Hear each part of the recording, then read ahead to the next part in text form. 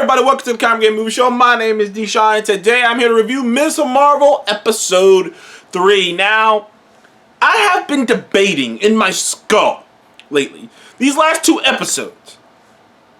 Is this the best Disney Plus show? Maybe not, is this the best Marvel Disney Plus show? Because the thing that I have felt watching this show, and it continues in Episode 3, is it's such a charming and such a heartwarming. It's just this show it harkens back. And like I said, it's like Spider-Man: Homecoming, except even more warming, even more relatable, and even more wholesome.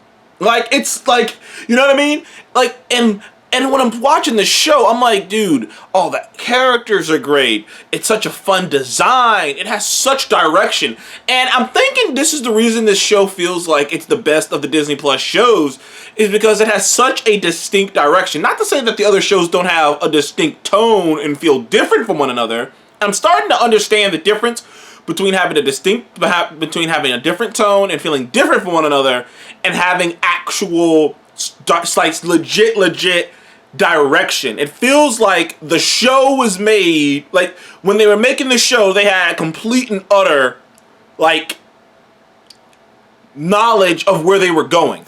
Whereas with some of the other shows, outside of maybe WandaVision and Loki, I would say, the other shows were balancing so much. Well, it's not like this show isn't balancing some things too, but it's balancing them a little less than the other, like, because it has a tone and it has shades of other stuff. Whereas the other MCU shows were trying to balance completely other tones. I mean, 1 minute in Falcon and the Winter Soldier, we're talking about black men in the military and the complicated history of that, and how Sam taking the mantle of Captain America in many ways could be considered a slap in the face of other black soldiers who've been screwed over by America, to him and Bucky joking about fucking, joking about Gandalf and shit. And it could be such a jarring thing. For me, it wasn't that big of a deal to me, but I can understand how it could be a bit jarring. Same thing in, like, Loki and whatnot. And WandaVision had a pretty consistent tone, but I feel like the other shows, even Hawkeye, 1 minute, Kate Bishop's making a fucking, like, making a kind of funny joke. The next minute, it's a serious thing going down with Hawkeye dealing with his past. And, like, trying to balance those tones is something that works very well in the movies. But for some reason, the MCU is having a difficult time. And like I said, this is just me, outsider, talking, saying I can see other people's perspectives being this way, and I can see a little bit of it myself. It's not enough to affect my enjoyment, because I still think they're doing a decent enough job at it, at least good enough that it's not taken away. But at the same time, I will say, the balancing of handling different tones hasn't really worked out as well as it has in the movies for the shows. And the reason that Ms.Marvel, to me, so far, 3 episodes in, feels like the best MCU show is because they have a tone. And it does bring up a bit darker things. It does hint to other things. It does get serious. It does get emotional. But it's like, it's shades of it. It's not like drastic. You know what I mean? It's not like, ridiculous joke here, super serious, super duper duper serious. You know what I mean? Like, it's like they balance it out. And in many ways, I would say they balance the tone in this show a lot like Guardians of the Galaxy does, where there can be some really hardcore sad shit in Guardians, but it's never so fucking ridiculously, like, insane, sad, that when we go back to, like, Rocket and Groot fucking around, it's like, what the fuck? Like, that's so jarring. And I think that some of the MCU shows like even Moon Knight, have had a hard time balancing those tones. Whereas Ms.Marvel, 3 episodes in, has a consistent tone. It has a consistent direction. It doesn't feel like anything can happen, which also plays in the show's favor, because it doesn't have to carry the burden of being, like, it doesn't have to carry the burden of Loki, of being this huge setup thing. Well, maybe it is a setup thing. Clearly, they're doing something. I'm gonna get into it later. But it just feels 3 episodes in like this show has the most direction of any of the shows. Anyway, episode 3, exactly as good as the other 2. It's just like, they're just like this. Like I said, some shows kind of, like I thought Book of Boba Fett was like, but this show is boom. It's like, it's up here and it's just going. Because this episode actually upped the action, but there's so many emotional beats. First of all, we get a reveal of the mysterious woman in the back of the car who picked her up. Turns out she is I guess, acquaintance of her mother. Turns out, of her great-grandmother, because, when we were in the first couple episodes, there's the mystery around her great-grandmother and her disappearance and where'd she go and how everyone thinks of her great-grandmother in these negative terms. And it's just like, why do you guys hate her great-grandmother so much? And there's like, all these rumors, no one knows what really happened to her. There's all these things around her great-grandmother. Turns out, and like many people, like if you read the comics, Kamala Khan's an Inhuman, and Inhumans are human beings who have the residual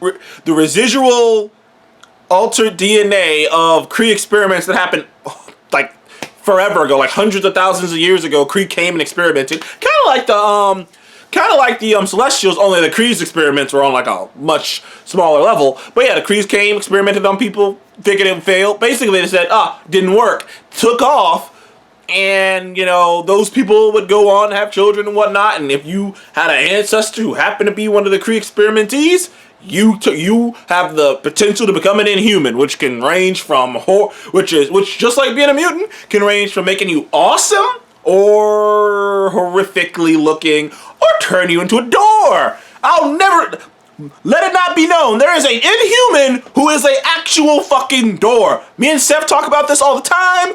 Why?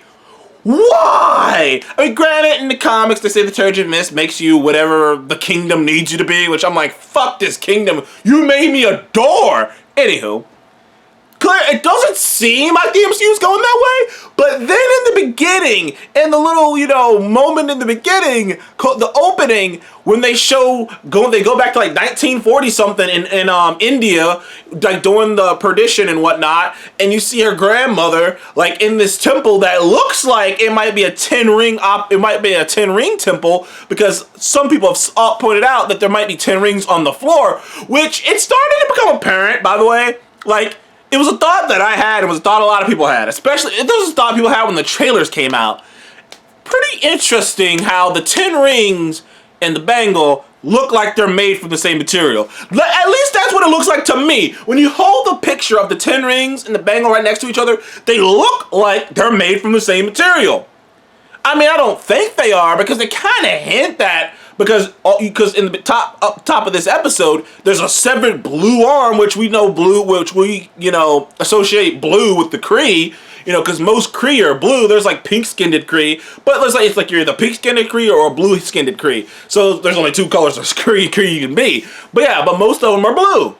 And there's a blue arm there with the bangle on it. Meaning that kind of insinuating that it might be a Kree tech, but then that lady, the woman who was in the back of the car who picked up Kamala, she starts explaining like how she met her mom, and she starts explaining which they are, which essentially they're beings from another dimension, who were exiled to this planet, who were exiled either to this planet. Now, I'm not sure how far, I'm like, that seems a bit out there, especially since there's a blue arm holding a piece of technology that you guys need to return home, which, by the way, they also dropped that there's a second bangle, because they said, her grandmother in the up top of the episode, in the flashback, said that some guy told them that they're gonna need both the bangles to return home, which means there's another one out there. They really are doing something with this armware, right? Like, I feel like something else. What other character relies on armware? Relies on a piece of something? Like, are they gonna do that? Are they gonna give the Iron Fist something? Like I'm curious now of how much. Like, is these gonna be the new Infinity Stones? Like these weapons, weapons from like another dimension or whatnot. Are these the new Infinity Stones? I'm curious about that. I mean, I guess it'll become a lot clearer, in next coming, months when, Thor: Love and Thunder comes out and stuff. If we see another like object, I mean, You see Valkyrie toting around Zeus's bolt, and I don't want to get into it here, maybe get into it in another video, but it is very interesting that it seems like they are setting up a lot of things. But either way, most of the crux of the episode revolves around Kamala and her family preparing for her brother's wedding, which, by the way, was fucking awesome. I'm gonna tell you right now, I don't care about weddings. That wedding was badass. Like, I'm like, yo, is this what Pakistani weddings are? Cause shit, man, I need to do it. I don't know, man, cause that wedding was lit. I'm sure it's never that fucking lit all the time, but that wedding was awesome, dude. I mean, the whole dance number and everyone being in on it, it was like, oh man, this is amazing, man. This is legit. Like, everything around that wedding was so wholesome, was such a fresh, it was just so good. It was like a warm hug by someone who loves you. Like, that whole fucking thing, everything around the wedding was amazing. It really was. And like, honestly, I saw something about the numbers for the show being low, but I have to believe this is a show that's going to end up just like Peacemaker, because Peacemaker started off with very low ratings. By the time Peacemaker got to like episode 3, 4, that shit was the most watched show in the world. It was the most watched show in the world. It was outpacing Book of Boba Fett. So I'm expecting this same thing to happen with this show, or close to it, because it's so good. It has so many good characters. Her brother, there's so many good moments of dialogue, of just wholesome / like important family moments.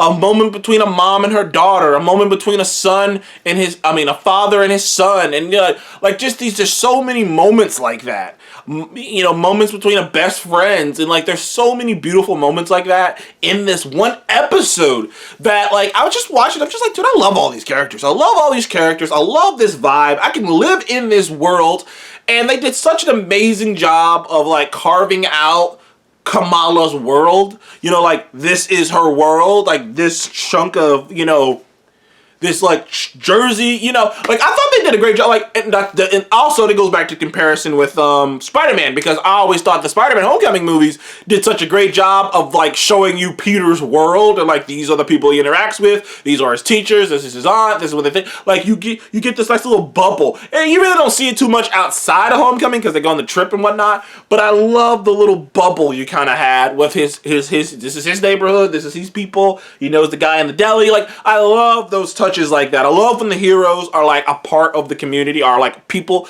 like they're, because it makes them feel like people, you know what I mean? And I love that element, and they do just the same great job here with this show of really giving Kamala her own section. I really hope when she pops up in the Marvels, I think that comes out, I think it comes out next year, I can't remember, but I think it comes out next year. But when she pops up in the Marvels, I really hope they still have her family and her friends in the show, in the movie. I don't know how long the movie's gonna be, but I still would love to see at least an appearance or two, at least something about it, because they're so integral to her character, and that it's so well done. And as somebody who I do love my family, but I don't interact with them all the time. Stuff like this kind of warms me a bit, because I kind of get that, because like I said, I love my family and I interact with them, but I don't interact with them all the time. But there are just some people, like certain groups of people, particularly, I would say like just certain religions and certain groups of people, like, they're so built on family-oriented stuff. Like, there's a joke about, like, holy shit, there's a lot of people at this wedding. Do you actually know all these people? Like, yeah, this is like all my cousins and uncles and shit. Our families go deep like that. And there's just families like that, you know what I mean? There are just families like that. But anyways, I would give this episode also a 9 out of 10. I think so far, 3 episodes in, I feel comfortable saying that at the very least, this show is tied with WandaVision as the best so far. It's got the best direction.